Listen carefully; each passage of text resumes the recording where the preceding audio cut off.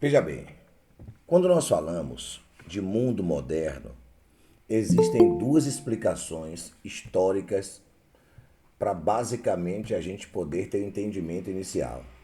Veja bem, a história classifica a expansão marítima como esse grande processo aí do mundo moderno. Agora, não podemos desprezar a perspectiva do renascimento cultural.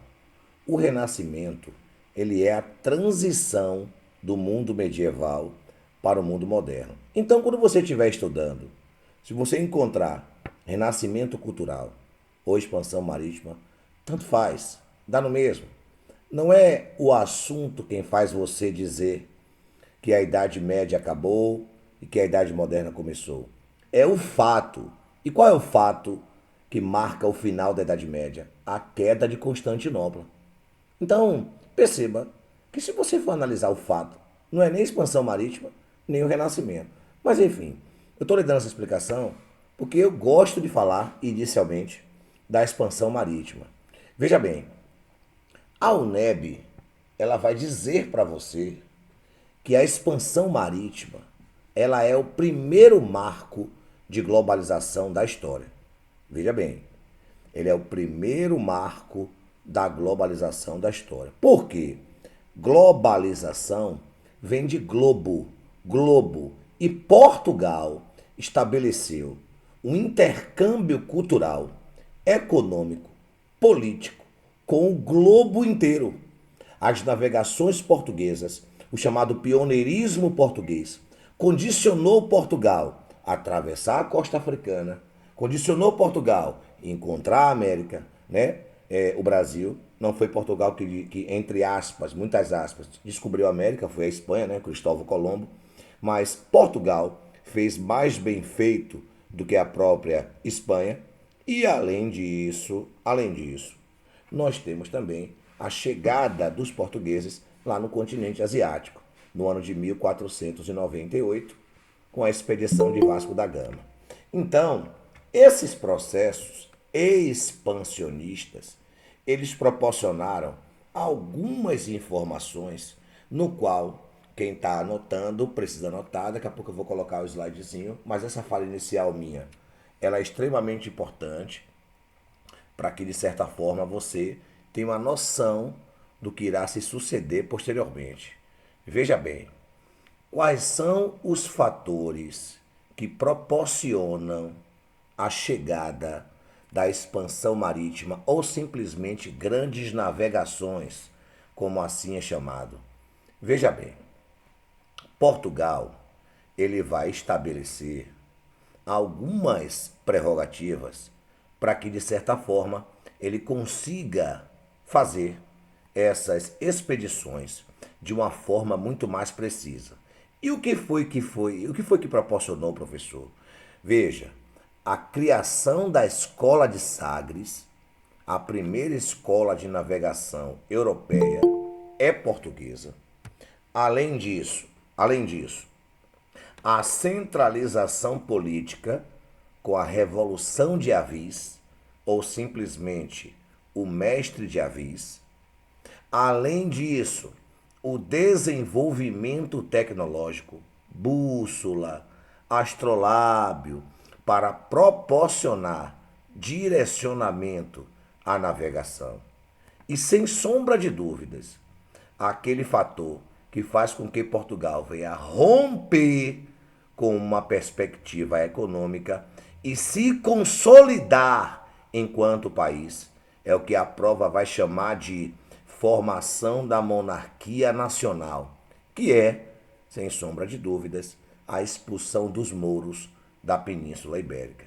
Então, quais são os três fatores que eu posso listar, os quatro fatores que eu posso listar como antecedentes aí para esse processo expansionista, né, de Portugal, esse processo em que Portugal condiciona a sua formação enquanto país para depois, posteriormente, né, estabelecer esse processo de navegação.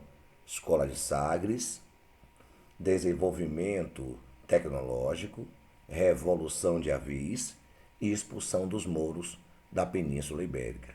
Já que estava tudo montado para que isso acontecesse, a partir de agora é ter que navegar. E como diz o poeta Fernando Pessoa, navegar é preciso. E agora eles vão navegar. Expansão marítima, grandes navegações, expansão ultramarina, tanto faz, dá no mesmo. São todos esses nomes que eu falei para vocês é para falar do mesmo assunto. Expansão marítima, grandes navegações, expansão ultramarina, tudo é para falar da mesma coisa. E quais são as características das grandes navegações? Vamos lá. As características são, olha lá, ó, para vocês aí. O objetivo, novas rotas marítimas. O objetivo, novas rotas marítimas. E essas novas rotas marítimas, elas são oriundas desde o processo cruzadista do mundo medieval. Lembre-se que foram as cruzadas que estabeleceram novas rotas comerciais. As navegações, na verdade, só fizeram aprimorar. E quais são essas novas rotas comerciais? Eles vão quebrar o monopólio do Mediterrâneo. Por que vão quebrar o monopólio do Mediterrâneo? Porque naquele momento, o Mediterrâneo, ele era ocupado, vamos dizer assim, né? De uma forma mais simples.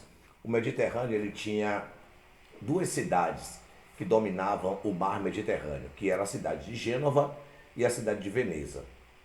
Então, para Portugal, que estava naquele momento iniciando como país, iniciando as suas navegações e pelo Mediterrâneo, era comprar briga com duas cidades italianas. Então os portugueses tiveram que romper com o monopólio do Mediterrâneo e fizeram a navegação através do Oceano Atlântico. Ou seja, a partir de agora, as navegações serão pelo Oceano Atlântico. Mas, professor, me diga uma coisa. Nesse momento, a Igreja Católica dizia que se a embarcação navegasse, uma hora, mais cedo ou mais tarde, ela iria cair, porque essa visão de mundo da época, né, que a Terra era quadrada, na verdade em formato de pizza, que a Terra era quadrada, que a embarcação ia cair, que no fundo do mar existiam demônios, sereias, monstros marinhos, que iriam, né, matar todos da navegação. Porque mesmo assim a igreja entrou nas navegações também? Porque ela sustentou essa visão de mundo e mesmo assim a igreja também entrou nas navegações? Porque a igreja, nesse mesmo momento expansionista, já está acontecendo na Europa, mesmo que do ponto de vista de antecedentes ou simplesmente embrionário, o momento inicial da reforma protestante. E o que é que a reforma está, de certa forma, tomando da Igreja Católica? Aquilo que ela tem de melhor. O que é que a igreja tem de melhor, professor? Fiéis. O fiel está migrando de segmento religioso justamente porque o protestantismo visava uma salvação sem pagamento. Nessa época, a igreja cobrava para ir para o céu. E aí a gente vai falar de reforma daqui a pouco. Então estou só antecipando porque uma coisa tem a ver com a outra. Então a reforma protestante vai condicionar um paraíso gratuito. Você vai ser salvo pela sua fé. E aí automaticamente, né, a igreja começa a perder fiel e vê na expansão marítima a perspectiva de encontrar novos fiéis. Inclusive essa informação você vai direcionar para o Brasil. A igreja para aqui no dia do descobrimento. E olhe, eu vou falar aqui pela 300ª vez. Quando eu digo descobrimento, não é porque eu, professor Ulisses, gosto de chamar de descobrimento não, porque essa porra aqui não foi descoberta. Viu? Agora, eu chamo assim porque as provas ainda mantêm esse discurso. No seu edital, vem lá assim, ó, descobrimento. Então, é só para lhe deixar próximo de prova. Aqui, quem está falando é o cara que vai tentar aproximar você da resposta da sua prova. Então não adianta eu ficar aqui nesse momento contando a história do jeito que ela é, Chega na hora da prova, ela vem com a linguagem da romântica, factual. Então aqui é a linguagem de prova. Nem tudo o que eu digo aqui eu concordo, vou deixar bem claro. Nem tudo o que eu digo eu concordo. Por exemplo, eu não concordo com o nome de descobrimento, porque o Brasil não foi descoberto. O Brasil foi achado. Aliás, se você quiser saber a diferença entre descobrir e achar, se você quiser saber a diferença, chame sua namorada ou seu namorado. Pegue seu celular, deixe na mão dele, de manhã cedo, desbloqueado, saia para trabalhar, de noite vocês conversam. Vocês vão entender a diferença entre descobrir e achar, viu? Mas enfim, vamos embora. Além disso, além disso, além dessa quebra do monopólio, né, do Mediterrâneo, as grandes navegações, elas tinham como objetivo principal encontrar metais preciosos. Beleza? Veja bem. E aí, professor, essa explicação que você deu de metais preciosos tem uma dupla interpretação? Tem uma dupla interpretação. Se você estiver falando das grandes navegações, sentido Ásia, especiarias. Se você estiver falando de navegações, sentido América, metais preciosos. Os portugueses vieram para o Brasil, não foi para achar pau-brasil, não foi para produzir açúcar. Os portugueses vieram para cá para encontrar metais preciosos, ouro e prata. Para vocês que curtem Racionais MCs, Nego Drama, Entre o Sucesso e a Lama, Dinheiro, Problemas, Inveja, Luxo, Fama, Nego Drama, Cabelo Crespo e a Pele Escura, A Ferida, a Chaga, A Procura da Cura, Nego Drama, eu sei quem trama aí, quem tá comigo, o drama que eu carrego pra não ser mais um preto fudido. Arrasta a música, arrasta a música, arrasta a música pro final, ó. Desde o início, por ouro e prata. Olha quem morre então, veja você quem mata. Olha que a música dos Racionais, ela estabeleceu, ó, desde o início, por ouro e prata. Quando vieram para o Brasil, não vieram para, entre aspas, como é dito na Carta de Caminha, né? Civilizar o brasileiro. Naquele momento, o indígena. Não vieram para isso. Vieram para poder encontrar metais preciosos. E como é que eu sei disso?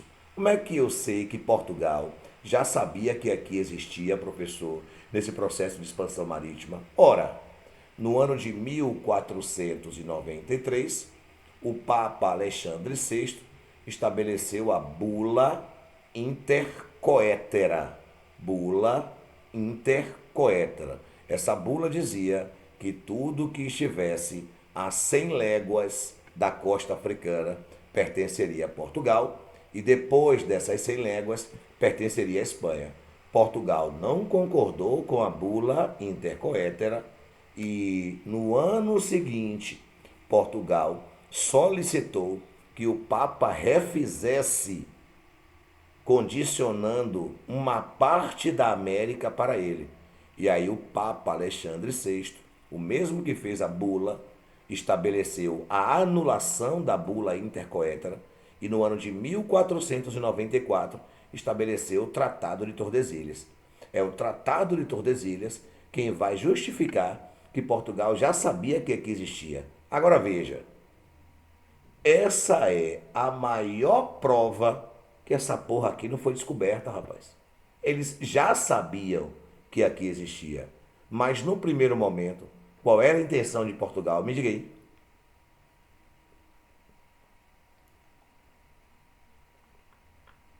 Aqui é para falar, viu? Achar metais Materiais preciosos. preciosos, professor. Não, no primeiro momento Portugal não queria vir para cá. No primeiro momento Portugal queria chegar aonde? Na Ásia. Na Ásia. Chegar na Índia. Isso, painho. A intenção de Portugal era a encontrar as especiarias. Show de bola, show de bola. O Brasil, a América para Portugal vai se tornar segundo plano. Quando eu falo para vocês do período pré-colonial brasileiro, a primeira informação que eu dou é essa. O Brasil é segundo plano para Portugal. Durante os 30 primeiros anos da história do Brasil, Portugal não estabeleceu o Brasil como prioridade. A prioridade eram as Índias. Lá estava o filé mignon, as especiarias, né? O cravo, a canela, o cominho. Servia, de certa forma, dentre outros temperos, né? Servia, de certa forma, para dar longevidade, né, à alimentação, inibir o odor, né, e daí a longevidade, durabilidade, né. As especiarias serviam também para proporcionar durabilidade aos alimentos, né, porque durasse muito tempo. Claro, né, naquela época não tem geladeira, né, não tem refrigeração. Então, os temperos, as especiarias, elas serviam para isso, para condicionar durabilidade. Pois bem, além disso, nós tivemos também, por causa da expansão marítima, algumas transformações. E essas transformações elas ocorreram do ponto de vista econômico, político, social e cultural. Professor, o que é isso aí? E isso é o que a prova vai chamar de intercâmbio. A parte política, você vai lembrar sempre na perspectiva da centralização do rei. A parte econômica, a busca por metais preciosos, se for na América, se for na Ásia, especiarias. A questão social, respectiva à escravidão. E a questão cultural envolve o intercâmbio. É por isso que no seu país você fala muita coisa que não necessariamente é portuguesa, graças a todo o processo de intercâmbio cultural ao longo de nossa história. No Brasil nós temos presença espanhola, presença holandesa, presença francesa, presença inglesa, presença árabe. Então nós temos presença japonesa, posteriormente alemã. Então nós temos um mix. E o nome disso é intercâmbio cultural. Professor, e quando eu chego em um determinado local com a finalidade do intercâmbio, mas acaba não acontecendo nada entre mim e o povo local? Como é que a prova chama isso? Choque cultural. É quando você não estabelece uma relação direta de troca de cultura no primeiro momento. Por exemplo, quando os portugueses chegaram aqui e foi realizado a primeira missa do Brasil, né, com o Frei Henrique de Coimbra, os indígenas entenderam o que naquela missa? Nada. Os indígenas eram politeístas, a igreja monoteísta. Já rompeu tudo, tá vendo? É tudo o contrário. O nome disso é choque cultural. O indígena falava o tupi-guarani, a igreja falava o latim. Ou seja, ninguém entendia nada. Choque cultural. E assim sucessivamente. Beleza? Pois bem, além disso, já tinha falado para vocês, né, que é a questão do medo, né, a visão de mundo da época, né, onde os avanços tecnológicos possibilitaram Portugal estabelecer uma navegação perfeita. No ano de 1498, 2 anos antes da descoberta do Brasil, Portugal chegou às Índias com a expedição de Vasco da Gama. Ou seja, naquele momento com Vasco da Gama, Portugal percebeu que era, de certa forma, possível ir para onde quisesse no mundo através do mar, porque Portugal agora sabia navegar com perfeição. Além disso, segundo o professor Boris Fausto, que faleceu, né, recentemente, aí uma perda para a Academia Nacional de História, o professor, o doutor, os textos dele sempre figurando em provas de concurso. Boris Fausto faleceu recentemente e o professor Boris Fausto dizia que o espírito aventureiro de Portugal fazia com que ele buscasse cada vez mais novos lugares, novas rotas. O português vivia do mar. A atividade comercial de Portugal naquela época era a pesca. Então Portugal vivia do mar. Então, essa curiosidade de saber o que estava ali, além do que os olhos conseguiam ver, dava aquela sensação de o que é que tem depois dali. Então gerava a curiosidade, o espírito de aventura. de Portugal. Nós temos também a questão do espanto, né? O que é o espanto, professor? O espanto é o choque cultural do que falei para vocês, né? Juntamente com os povos autóctones. O que é um povo autóctone, professor? O povo que mora. Eu, por exemplo, sou autóctone de Salvador. Nasci e me criei aqui. O nascido se chama autóctone. Então, quando os portugueses chegaram aqui, o autóctone era o indígena. E esse choque cultural gerava inicialmente um espanto. Os portugueses andavam vestidos, os indígenas andavam nus. Aquilo gerava um grande embate, um choque ideológico muito grande. Né? Não foi daquela forma que você aprendeu na escola, que o indígena se aproximou do português, que ficaram amiguinhos. Porra nenhuma! Os portugueses, quando chegaram aqui, oriundo das grandes navegações, matou os indígenas de uma forma gigantesca. Por quê? Os portugueses acabaram de sair de um continente que sobreviveu à peste bubônica, a Europa, no ano de 1345, ou seja, no século XV, 43, 44, 45, a Europa conviveu com a peste bubônica, né? A matança aí, a pandemia na época, né? Da pulga dos ratos. E o português que sobreviveu, o europeu que sobreviveu, o corpo criou imunidade. Além disso, na Europa, por ser muito suja, né? A falta de higiene era muito grande naquela época, das cidades europeias. Os portugueses começaram a criar imunidade para a doença, para a gripe. Quando os portugueses chegaram aqui, encontraram corpos virgens. O indígena não sabia o que era doença, não, pô. Os portugueses, só com o primeiro contato com o indígena, matou aos milhares. Além disso, nós temos também a condição da conquista. Aí, essa condição da conquista, eu acabei de falar para você, se dava matando aos bocados, a razão de dominação, ou seja, disponibilidade bélica, né? Armas de fogo, enfim. Então, naquele momento, o português era belicamente superior ao indígena. Então, como muitos indígenas acabavam morrendo naquela época, existia essa concepção, né, de que existia uma razão para que os portugueses viessem a dominar os povos indígenas. E a expansão marítima, vale ressaltar para vocês, que a expansão marítima, ela garantiu o famoso acúmulo primitivo de capital.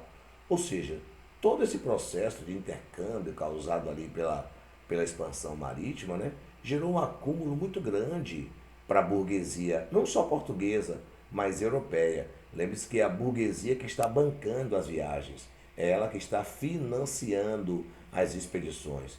E a burguesia ganhou tanto dinheiro, tanto dinheiro, tanto dinheiro, que uma das consequências de todo esse acúmulo de capital desse momento aí é a Revolução Industrial lá na frente, no século XVIII. Então, o acúmulo primitivo de capital, ela é uma análise para que a gente faça daqui a pouco. Beleza? Dúvidas sobre a expansão marítima? Fale agora ou cale para sempre. Diga aí sua dúvida. Ou então pode falar assim, tá show de bola, professor, de fuder. Pronto. Eu só fiquei, eu não ouvi direito como você falou da boa. Não entendi. Eu não ouvi direito quando o senhor falou da boa. Da Falou da bula? boa. Ah, pronto. É, A bula é a famosa bula intercoétera. É ela que vai anteceder o Tratado de Tordesilhas. Suponhamos assim, ó Barros, a gente acabou de descobrir um determinado local. E aí vamos dividir o que é meu e o que é seu. Aí a gente traçou uma bula chamada, uma linha imaginária, a bula intercoétera. sim. Eu fiquei com Ela a resolveu. melhor, eu, eu fiquei com a melhor parte, você ficou com a pior parte. Aí você não aceitou. Essa não aceitação sua fez com que a gente anulasse a bula intercoétera e automaticamente fizesse um novo traçado para que você ficasse feliz e eu também. E esse tratado que proporcionou a Portugal e Espanha a divisão da América Latina é chamado de Tratado de Tordesilhas. Então a bula intercoétera antecede o Tratado de Tordesilhas. De boa? Professor, Boa, boa. Diga. Clodoaldo? O Tratado de Tordesilhas foi em que época mesmo? Não entendi. O Tratado de Tordesilhas foi assinado. Assinado Peraí. pelo Papa Alexandre VI em Não, 1494. repete, por favor. 1494. Valeu, valeu. Pronto. Essa informação, Clodoaldo, essa é a maior prova de que Portugal já sabia que o Brasil existia, 6 anos antes da chegada dele. O Brasil não foi descoberto, entre aspas, o Brasil não foi descoberto em 22 de abril de 1500? Não foi descoberto em 1500? Sim, sim. Pronto. Perceba que eu estou lhe dizendo que 4 anos antes, ou 6 anos antes, em 1494, ele já tinha dividido aqui o que era dele e o que era de Espanha. Então, qual Foi é porque, professor, Portugal não aceitou, não foi isso? Portugal não aceitou a bula intercoetra e o tratado foi feito, o de Tordesilhas.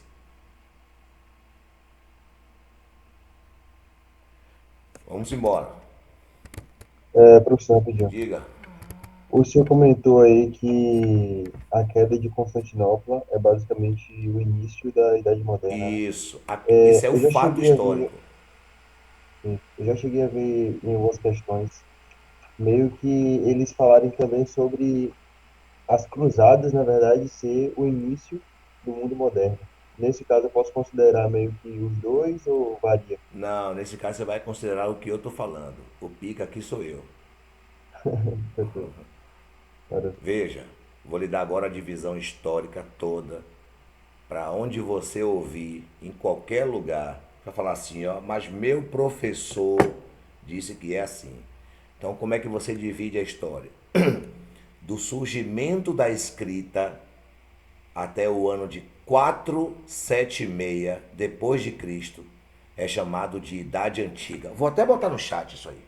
Vou até botar no chat para todo mundo. Vou até botar no chat. A Idade Antiga, a história antiga é do surgimento da escrita até 476 depois de Cristo. DC. DC. Isso é Idade Antiga. Idade Média, 476 DC até 1453, que é a data da queda de Constantinopla.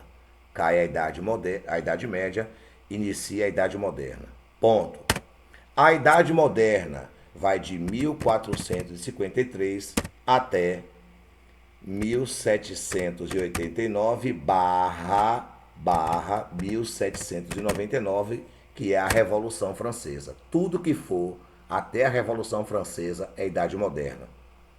E tudo que vier depois da Revolução Francesa, ou seja, de 1799 em diante, é mundo contemporâneo até hoje. Belezinha? tranquilo. Valeu. Pronto. Agora deixa eu lhe falar o que foi que você ouviu. Nós, historiadores, nós temos muitas concepções sobre diversos fatos. Quando eu cheguei aqui para você e falei assim, ó, a Idade Moderna, a expansão marítima é o primeiro marco de globalização da história. Aonde você pesquisar, vai aparecer isso. Agora, a história fala o seguinte, ó, o Império Romano globalizou, Alexandre o Grande, na Idade Antiga, globalizou. Por que esses caras, então, não receberam da história uma perspectiva de globalização como a expansão marítima?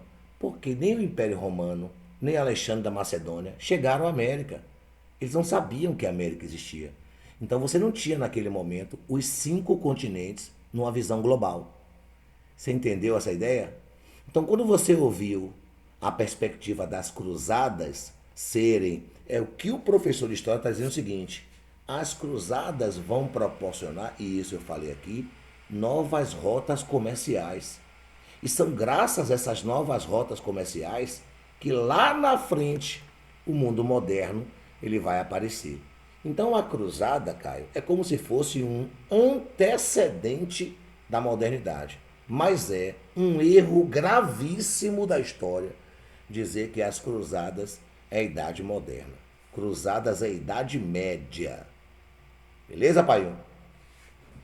Beleza, beleza. Pronto, tamo junto. Vamos embora, vamos embora. Professor, Diga, pai. aproveitando o gancho aí que o senhor falou de Sim, Alexandre o Grande, o exército persa, no caso a nação dos persas, sim. teve o fim graças a ele, não foi? Só para Isso, esclarecimento mesmo de dúvida. isso. Valeu. Alexandre o Grande, na verdade, os gregos e os macedônicos tinham como principais inimigos naquela época os persas. O persa era o inimigo do grego e, posteriormente, do macedônio. É Alexandre o Grande quem consolida, né, a vitória sobre o Império Persa. Né? Inclusive, depois, o próprio Alexandre, para dizer o seguinte: olhe, eu apenas dominei, conquistei, mas eu respeito sua cultura. A maior prova disso é que Alexandre vai se casar com uma peça. Alexandre se casa com uma peça, irmão. Mas Alexandre era bissexual, viu? O amor da vida dele era o amigo de infância dele chamado Heféstio. Mas enfim, aí são outros 500. Vamos embora. Mais alguma dúvida? Não, tá de boa, era só isso mesmo. Vamos lá. Além da expansão marítima, nós temos o renascimento cultural. Pronto, eu gosto muito desse assunto. Eu gosto muito desse assunto. O renascimento cultural, ele é o seguinte. Primeiramente, tudo que é renascimento cultural vai do século XIV ao século XVI. Se eu acabei de dizer para vocês que a Idade Moderna começa no século XV, no ano de 1453, como é que o Renascimento pode ser modernidade? Pronto. O Renascimento ele é o processo de transição. Ele acompanhou o final da Idade Média, o início da Idade Moderna e a consolidação da Idade Moderna. Ele pegou o final da Idade Média, o 14, ele pegou o início da Moderna, o 15, e ele consolidou a Idade Moderna no 16. Então o Renascimento cultural, ele possui três fases. Três fases. A primeira fase é chamada de Trecento, escrever no chat, viu? Trecento. A segunda fase é chamada de Quatrocento. A segunda fase, a terceira fase é chamada de Cinquecento ou Cinquecento ou Cinquecento, como você queira. Cinquecento, como eu gosto. Olha lá, ó. Os nomes faz alusão aos séculos. Tudo que é a partir de 1300, olha o nome, ó, 300 em latim, ó, 300. Então, tudo que é a partir de 1301 é século XIV. Tudo que é a partir de 1401, daí o nome 400, tá vendo? Então, a partir de 1401 é século XV. Tudo que for a partir de 1500, ó, 500, 500, olha o nome, ó, como é parecido. Então, tudo que é a partir de 1501 é século XVI. Quais são as ideias centrais desses períodos aí, professor? O 300, ruptura com os padrões da Idade Média. Quem já leu a Divina Comédia de Dante Alighieri? Já leram? Já tiveram contato com essa obra?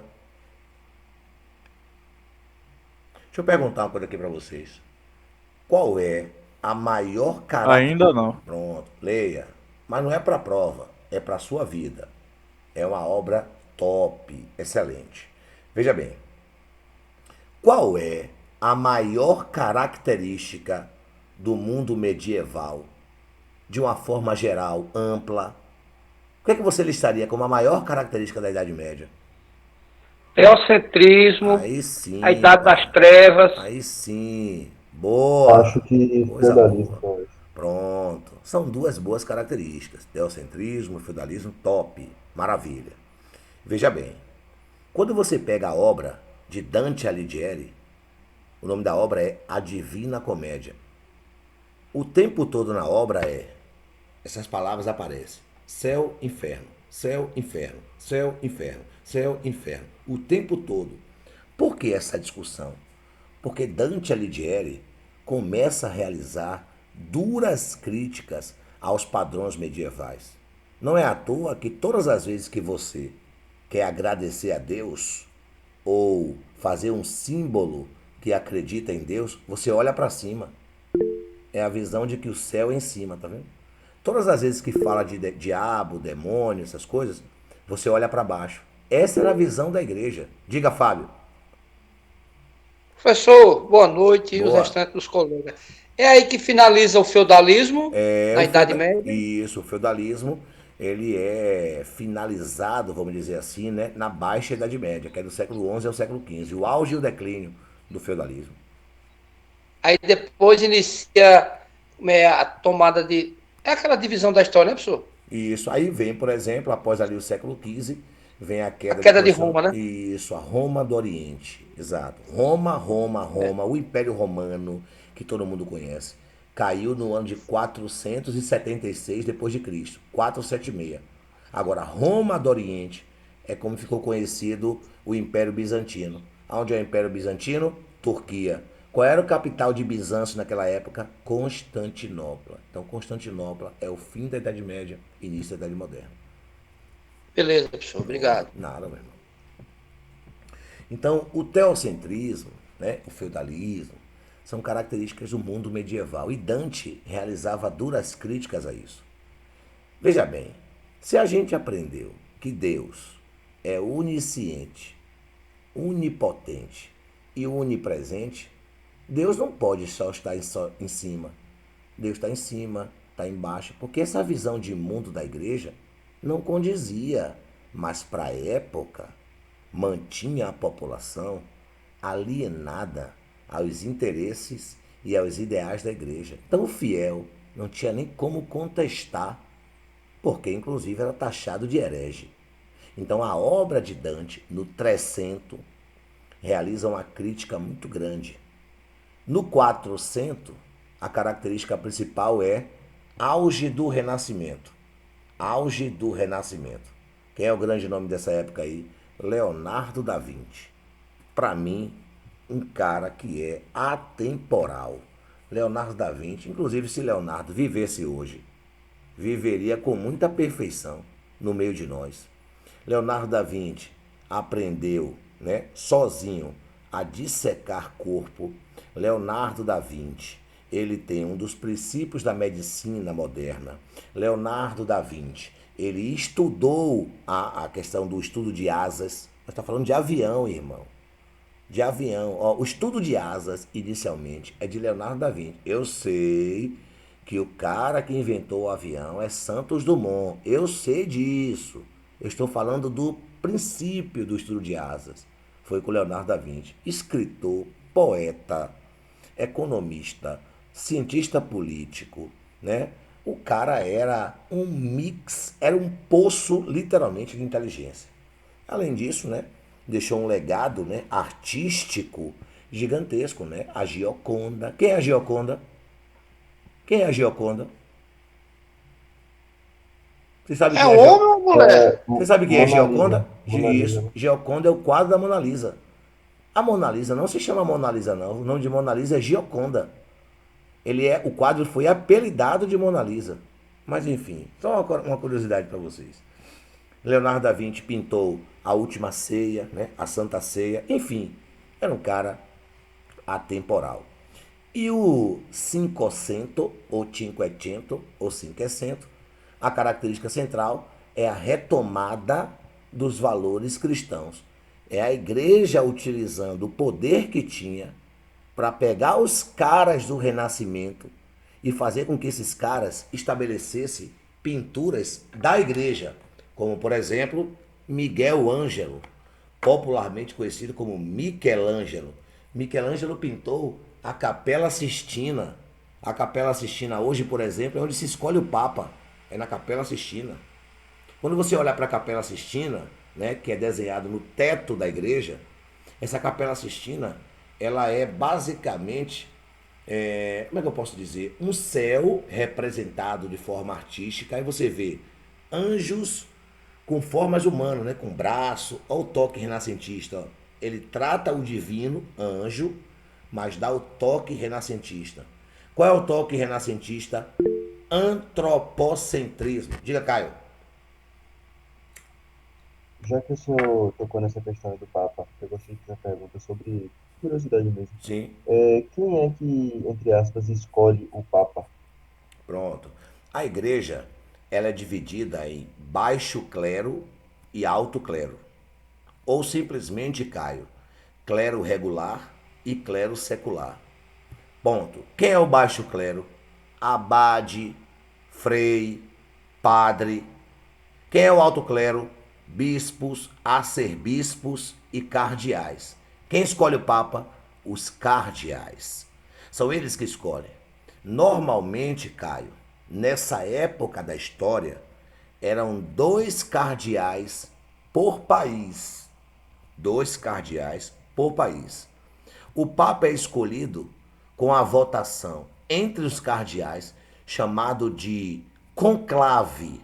O conclave, eles entram na Capela Sistina e só saem de lá se o Papa for escolhido. Pode durar quanto tempo for. Tem um conclave, por exemplo, que dura mais de 5 anos. Eles ficam lá dentro. Então, só é escolhido o Papa depois que 2 terços dos cardeais votam a favor daquele Papa. Então, se 50% disser sim e 50% disser não, fumaça preta. O que é fumaça preta? O Papa não foi escolhido. Se 2 terços, o que são 2 terços? De 100, 2 terços, 66. Tem que ter votação de 2 terços. Então, quem escolhe o Papa? O cardeal. Que é aí o próximo passo do cardeal é ser Papa. Entendeu? Entendi, entendi. E para Então, necessariamente o Papa era um cardeal. isso, Ah, necessariamente não. Era um cardeal. entendi. Entendeu? Só para poder finalizar, viu?